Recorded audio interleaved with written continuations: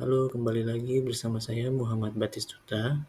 Untuk saat ini, saya akan mempresentasikan keterampilan berbahasa Indonesia untuk tingkat SD. Keterampilan berbahasa Indonesia di tingkat SD, di sini terdapat 3 poin. Yang pertama, hakikat keterampilan bahasa. Kedua, keterampilan menyimak. Ketiga, keterampilan berbicara. Pengertian hakikat keterampilan berbahasa. Keterampilan berbahasa adalah kecakapan seorang untuk memakai bahasa dalam menyimak, berbicara, membaca, dan menulis. Dalam berkomunikasi, kita menggunakan keterampilan berbahasa yang telah kita miliki, seberapapun tingkat atau kualitas keterampilan kita itu. Ada orang yang memiliki keterampilan bahasa secara optimal sehingga setiap tujuan komunikasinya mudah tercapai. Namun, ada pula orang yang sangat lemah tingkat keterampilan berbahasanya sehingga menimbulkan salah pengertian dalam berkomunikasi.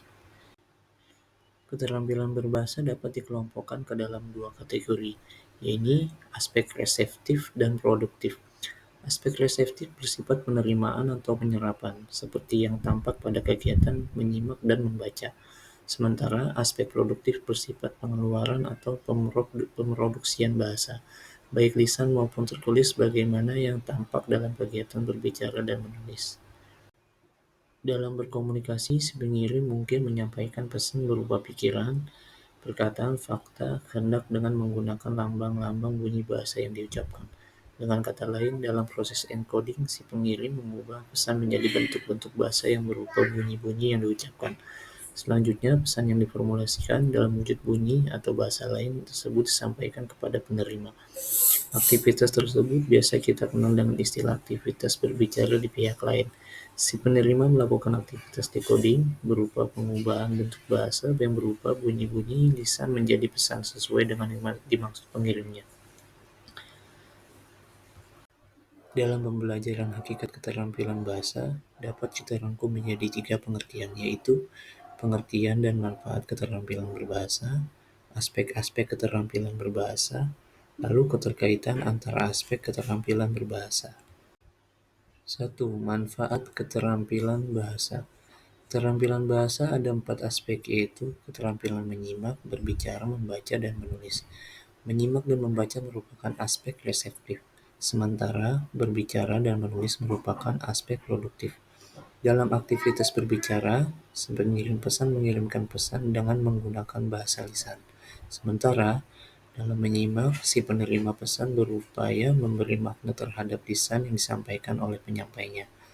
Dalam pengiriman pesan, antara lain si pengirim harus memiliki keterampilan dalam melakukan proses encoding. 2. Aspek-aspek keterampilan berbahasa. Sehubungan dengan penggunaan bahasa, terdapat 4 aspek keterampilan berbahasa yang biasa kita gunakan untuk berkomunikasi, yaitu mendengarkan, menyimak, berbicara, membaca, dan menulis. Yang dimaksud mendengarkan atau mendengarkan adalah keterampilan memahami bahasa yang bersifat reseptif. Yang dimaksud dengan keterampilan mendengarkan di sini bukan berarti hanya sekedar mendengarkan bunyi-bunyi bahasa melalui alat pendengarnya, melainkan sekaligus memahami maksudnya. Adapun 2 jenis situasi dalam mendengarkan, yaitu situasi mendengarkan secara interaktif dan situasi mendengarkan secara non-interaktif. Mendengarkan secara interaktif terjadi dalam percakapan tatap muka dan percakapan di telepon. Pengertian berbicara. Dalam keterampilan berbicara dikenal dengan 3 jenis situasi berbicara, yaitu interaktif, semi-interaktif, dan non-interaktif. Situasi-situasi berbicara interaktif misalnya terjadi pada percakapan secara tatap muka dan berbicara melalui telepon. Kegiatan berbicara dalam situasi interaktif ini memungkinkan adanya pergantian peran atau aktivitas antara berbicara dan mendengarkan. Di samping itu, situasi interaktif ini memungkinkan para pelaku komunikasi untuk meminta klarifikasi, pengulangan kata atau kalimat, atau meminta lawan bicara untuk memperlambat tempo bicara, dan lain-lain. Kegiatan berbicara dalam situasi interaktif ini dilakukan secara tatap muka, langsung, bersifat 2 arah atau bahkan multi arah. C. Membaca. Keterampilan membaca tergolong keterampilan yang bersifat aktif reseptif. Aktivitas membaca dapat dikembangkan secara tersendiri, terpisah dari keterampilan mendengarkan dan berbicara. Namun, pada masyarakat yang memiliki tradisi literasi yang telah berkembang, seringkali keterampilan membaca dikembangkan secara terintegrasi dengan keterampilan menyimak dan berbicara. D. Menulis. Keterampilan menulis merupakan keterampilan yang bersifat aktif produktif. Keterampilan ini dipandang menduduki hierarki yang paling rumit dan kompleks di antara jenis-jenis keterampilan berbahasa lainnya. Mengapa? Karena aktivitas menulis bukanlah hanya menyalin kata-kata dan kalimat-kalimat saja, melainkan menuangkan, mengembangkan pikiran-pikiran, gagasan-gagasan, ide dalam suatu struktur tulisan yang teratur, logis, sistematis, sehingga mudah ditangkap oleh pembacanya. 3. Ketertarikan antara aspek keterampilan berbahasa. Secara sederhana, kita dapat merenungkan pertanyaan-pertanyaan berikut ini. Untuk melihat ketertarikan antara aspek keterampilan berbahasa dalam kegiatan berkomunikasi, mungkinkah kita melakukan aktivitas mendengarkan tanpa ada yang berbicara? Mungkinkah kita melakukan aktivitas membaca tanpa ada yang menulis? Apakah pengalaman kita dalam menyimak dan membantu kita dalam melakukan aktivitas berbicara dan pengalaman membaca dapat membantu kita dalam menulis? Dalam menjawab pertanyaan sederhana itu, perlu kita perhatikan hubungan antara jenis-jenis keterampilan bahasa yang dimaksud. Di antaranya, A. Hubungan berbicara dengan menyimak. B. Hubungan menyimak dengan membaca. C. Hubungan membaca dengan menulis. D. Hubungan menulis dan berbicara. Keterampilan menyimak. Apa sih keterampilan menyimak itu? Baik, dalam keterampilan menyimak, ada beberapa hal yang perlu kita ketahui, yaitu dari pengertian menyimak, tujuan menyimak, fungsi menyimak, dan jenis-jenis menyimak. A. Pengertian menyimak. Menyimak adalah suatu proses mendengarkan lambang-lambang bunyi bahasa lisan dengan penuh perhatian sehingga pendengar mampu menangkap, mengolah, dan memahami makna pesan bunyi bahasa lisan. Dan dapat ditegaskan kembali bahwa menyimak merupakan suatu proses. Sebagai sebuah proses, peristiwa menyimak diawali dengan kegiatan mendengarkan bunyi bahasa secara langsung ataupun tidak langsung. Bunyi bahasa yang ditangkap oleh telinga diidentifikasikan jenis dan pengelompokannya menjadi suku, kata, frase, klausa, kalimat, dan wacana. Jeda dan intonasi juga perlu diperhatikan oleh penyimak. Bunyi bahasa yang diterima kemudian ditafsirkan maknanya dan dinilai kebenarannya agar diputuskan diterima atau tidaknya. Dengan menyimak, seorang dapat menyerap informasi atau pengetahuan yang disimaknya. Menyimak juga memperlancar keterampilan berbicara dan menulis. Semakin baik daya simak seorang, maka akan semakin baik pula daya serap informasi atau pengetahuan yang disimaknya. B. Tujuan menyimak. Secara sederhana, tujuan menyimak adalah agar kita mendapatkan hasil yang baik dari yang telah dibicarakan oleh si pembicara.